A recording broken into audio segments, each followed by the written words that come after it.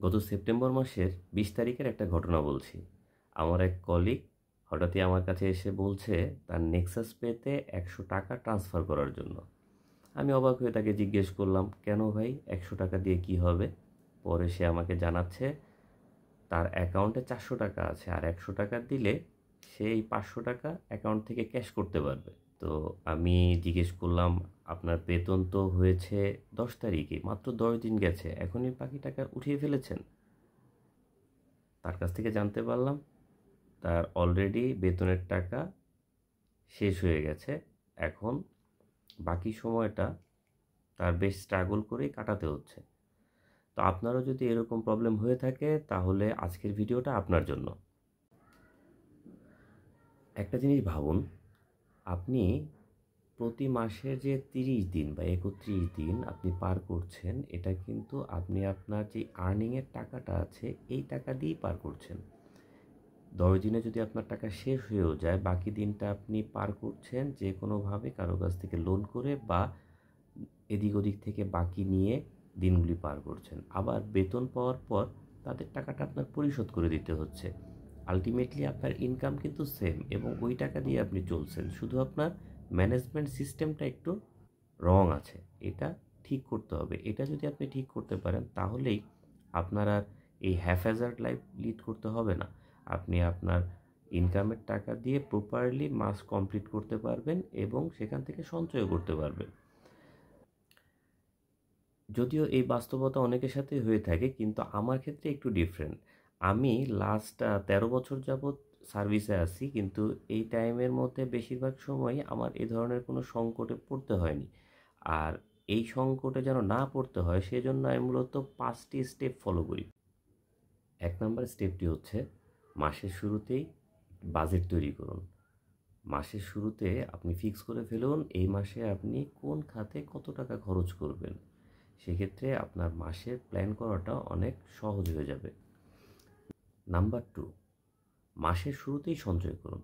আপনার বেতনের টাকাটা হাতে পাওয়ার সঙ্গে সঙ্গে সেখান থেকে নির্দিষ্ট একটা অ্যামাউন্ট, সেটা ১০% হতে পারে বা ২০%, যেটাই হোক, যেটা আপনার জন্য কনভেনিয়েন্ট হয়, এই অংশটা আপনি সঞ্চয়ের জন্য আলাদা করে ফেলুন।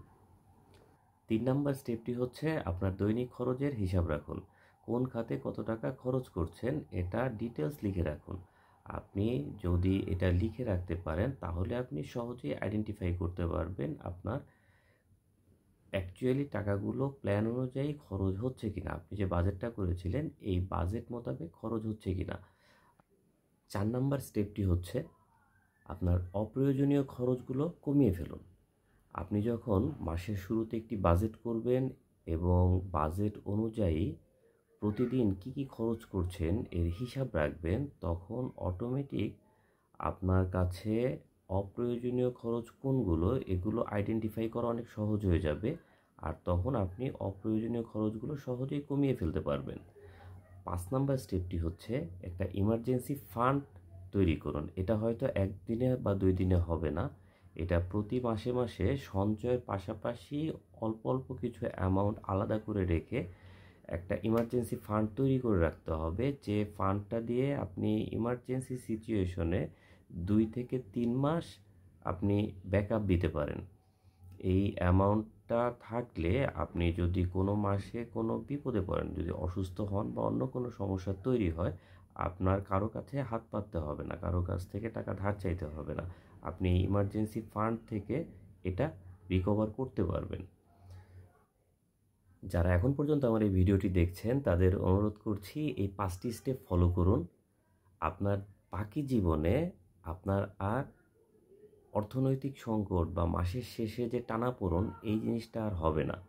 এর পাশাপাশি আরও একটা রিকোয়েস্ট থাকবে, সবসময় চেষ্টা করবেন কারো কাছ থেকে ধার না করার, অথবা বাসার সামনে পাড়া মহল্লায় দোকানে বাকি না করার।